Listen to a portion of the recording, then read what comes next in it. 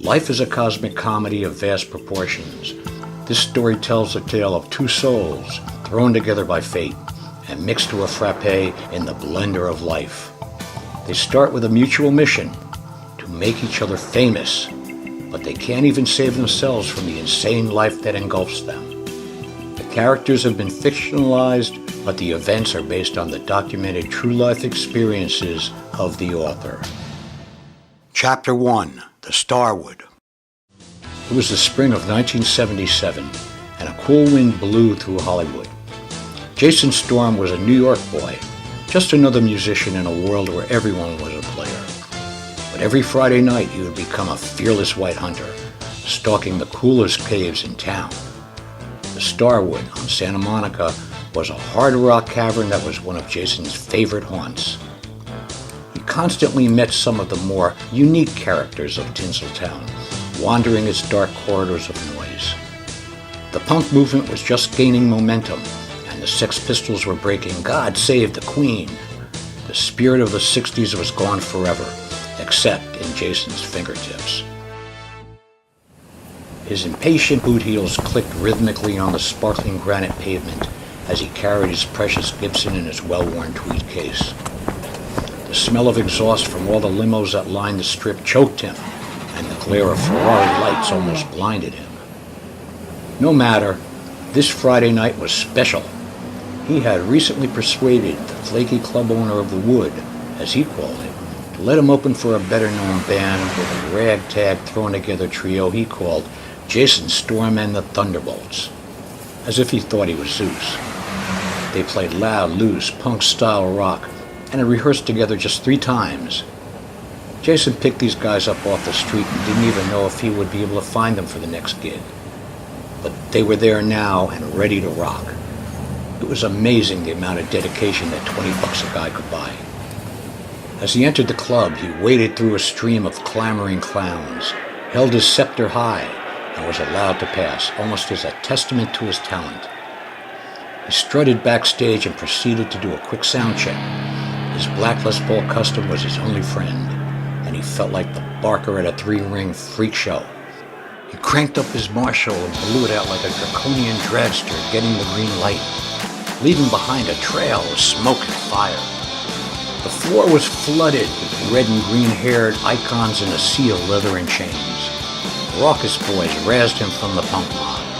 What a bunch of phonies. They looked like street people, but Jason knew most of them were rich kids, pretenders to the throne. His white John Travolta suit was a deliberate statement against them, and a concession to his mother, a New York nurse who'd worn the same dress every Sunday, 3 months in a row, to get him a suit for his first communion.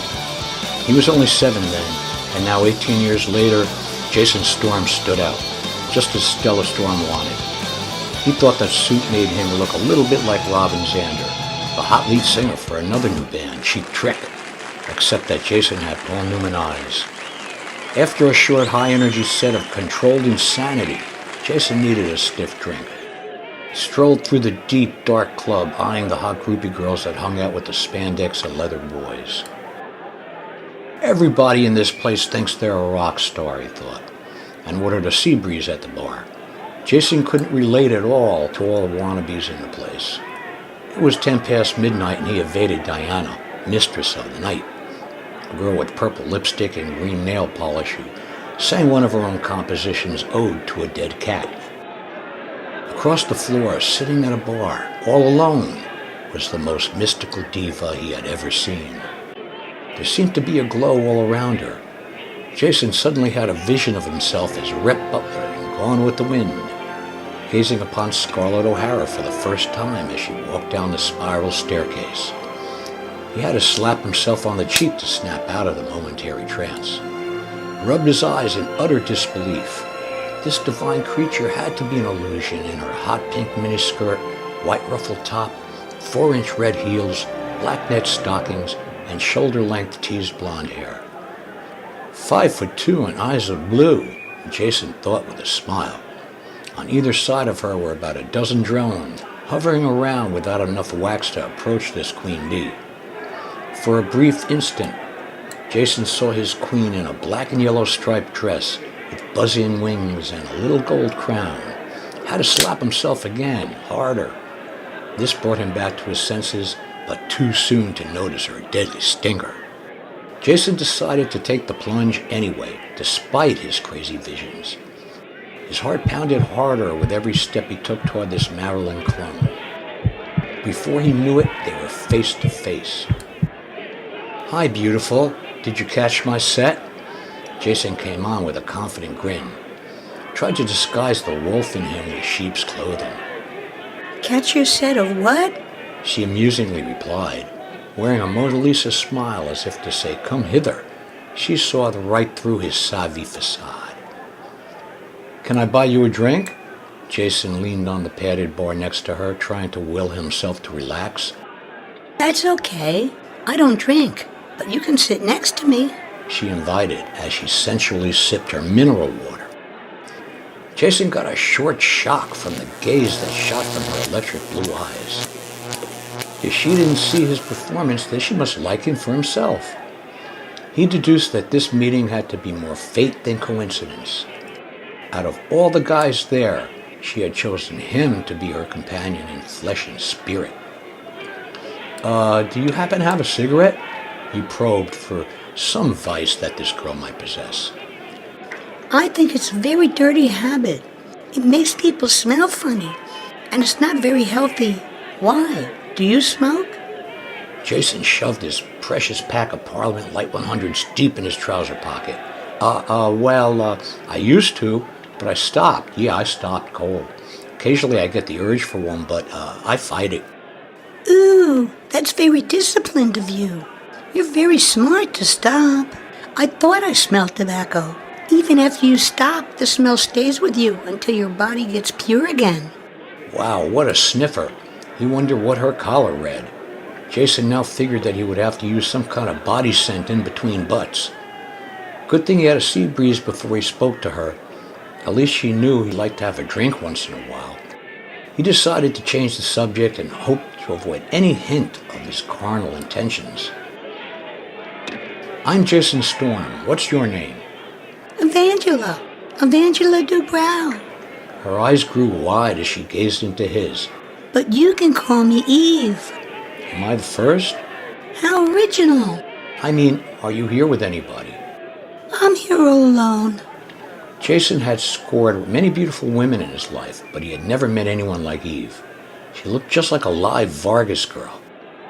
Making like a marksman with his sights on the target, he gave it his best shot. "Do you mind if I ask you for your phone number?"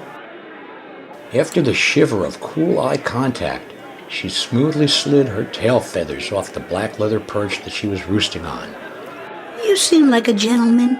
Why don't you walk me out to my car and I'll give it to you?" Jason couldn't believe his ears. Here he was, just a lonely boy from New York who was chasing a dream, and just caught one. Found his Cinderella after midnight. As they left the club, a packed parking lot was the scene of impending chaos. The show was over, and all the punks and metal maniacs overflowed boisterously onto the stifled streets. Jason plowed through the dense, crude crowd and envisioned himself as a white knight in medieval times, saving his damsel from distress. She led him to her car, a big aqua blue Cadillac Eldorado. He thought, this is all too good to be true, as she looked up at him with her baby blue orbs. She handed him an 8x10 black and white glossy of herself with a phone number written on it in red lipstick. She waved him a little wave, started up her bodacious boat, and cruised off down the neon Hollywood Nile. Jason just stood there staring at her photo, amazed. That was way too easy, he thought to himself as he wandered off into the cool night to ponder the chance encounter and dream about another. Melted into his fiery red Chevy and happily danced into the dark. When he finally found his rest that night, Jason had an erotic dream. He saw himself in the most lush, orchid-filled tropical garden he could ever imagine. In the distance he spied a large, winding, mystical tree that glistened like a shining green light in the midday sun. Next to this swirling serpentine tree stood Eve. She beckoned him closer in slow motion. In her hand was a glowing red object. "Come to me." She called like the siren to Ulysses. Come to me and feast with me. In his vision, it appeared that they were both wearing only a sprig of mistletoe over their most private parts. Jason approached her slowly with more than slight apprehension. When he was within an arm's distance of Eve, she said, Take a bite. This is the most delicious food your soul will ever taste. Jason stared at the gleaming red object she held out to him and realized that it was a red car. As he stared at it again, it transformed into a red rose. Finally, it mutated into a big, red, ripe, juicy tomato. He impulsively felt the urge to devour it and held the magical veggie gently in his hand. He was about to take a big bite out of it when he was rudely awakened by the cacophony of a loud, out-of-tune guitar. Jason was more than slightly startled. He jumped up in a cold sweat and fell off the lime green leather couch he had passed out on, still in his crumpled white suit. After a cream dream like that, he had the nightmare of waking up in the North Hollywood crash pad that he shared with his friend and painting partner, Memo. Memo was a young Brazilian guy in his early 20s who painted houses by day and partied houses by night. He was super skinny, spoke bad English, had long curly black hair. At times he acted like a real love-starved dog. He also got off blasting his black Les Paul through a Marshall double stack late into the night and early on Saturday mornings. This is what he lived for, and he did it in his own padded cell, the size of a small office cubicle, loud enough to make any normal person's ears bleed. Jason tried to wipe the sleep from his eyes while his head felt like it was being pelted by a pile driver. It seemed to him that the night before was more than just a strange brood. As his senses came to him, he frantically scoured the surrounding floor for the 8x10 glossy given to him by his mystery girl. He found nothing. He peeked underneath the entire couch only to find a den of dust bunnies and a week-old KFC chicken leg. To top off this moment of crisis, Jason heard a familiar but not well-liked voice. "This one hot chick," Memo observed, slouched in the tiny doorway as he ogled the photo and licked his lips. "She's mine," Jason swiftly snatched the photo from Memo's paws, knowing his friend's penchant for trying to screw any girl that he could get his horny hands on. "Does she have friend?" "I don't know and I don't care." Jason didn't want to share the exciting experience with his Scorpio sex maniac roommate. "You met her at Starwood last night." "Yeah, and I'm going to call her tonight." "Then you find out if she has friend." Memo grabbed for the photo. Jason just glared at him. "I'll ask." "Cool." Memo, satisfied, returned to what he was doing, making rude noises. Jason shouted from the lime sofa, "Shut the door!" He knew that telling him to turn down was a lost cause. Jason picked up and gently stroked Eve's calling card in the hope of convincing himself that this girl and her phone number were real. He had met many beautiful women in sunny California who played their games quite well, but he had a gut feeling that this one was different.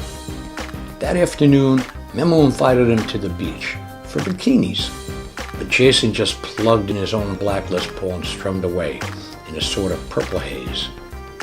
As the smoggy LA afternoon dragged on, the minutes felt like hours and the hours felt like days. Finally, Jason got up the courage to call. He didn't relish rejection, but wasn't going to let it get in his way. He feverishly dialed the 7 digits needed to reach Eve's personal paradise. The phone on the other end rang 3 times when a most angelic voice answered. Hello, this is Eve. Welcome to my garden. "Hi, this is Jason. We met at the Starwood last night. Remember me?" The first man. Of course I remember you. I've been waiting for your call. "You have? Of course. You were meant to call. Do you greet everybody like that?" Not so subtly referring to her Garden of Eve comment. Only special people that have my private number. She said seductively. Despite the nerves plucking at his emotional guitar strings, Jason felt bold. "Are you doing anything tonight?" Not really. If you'd like to come and visit me at my penthouse in West Hollywood, I'll give you my address. This really blew Jason's mind, as nowhere in the farthest reaches of his imagination did he expect to be invited into the secret lair of this flaxen-haired vixen. "Sure, I'd love to visit you. Give me your address." Way to go down Sunset about a half a mile, before the Whiskey and the Roxy, and you make a right on Willoughby. Buzz me when you get to the security gate. I'll find it. Jason looked at the clock. The timepiece read 6 after 6. I'll see you in about an hour. Wait, before you come, you have to bring me something for luck, okay? Luck? All right. Jason figured that this might help him get lucky tonight. I'll bring a surprise for you. That's so sweet. Ta-ta. See you soon. Remember, my address is 43 Bumblebee. The spectral voice faded away. Huh? Whatever. He shook his head in mild disbelief. At least he knew there was a bee in her bonnet. Jason laid out his best black leather pants and a black satin jacket that he had custom made in a New Wave clothing shop on Santa Monica Boulevard. This jacket was his prized piece of apparel. When he put it on, he felt like the rock god that he knew he was meant to be. Unfortunately, he smelled rank from the previous night's perspiring sleep, so he hopped in the shower. Head and shoulders for great hair and a little Aramis aftershave made him slick and handsome, but not too pretty. The die was cast, the fire was lit, and what would he bring her for luck? With one foot out the door, he was unexpectedly distracted by a loud, obnoxious ringing noise. Jason impatiently snatched up the phone and winced right after he said his hello. "Hey, guitar boy, the rent is late." The gruff voice of a 300-pound bruiser belonged to Mrs. T, their 70-year-old landlady, who had 80 pounds and chain-smoked. "Your Mexican jumping bean didn't pay me this month, so there's gonna be a late fee. The rent plus 50. "He's not Mexican, he's Brazilian," Jason made a sour face. Memo was a great cook, but he never paid anybody on time. "I'll get it to you by Friday." "Thursday, guitar boy, at my door. Enjoy your weekend."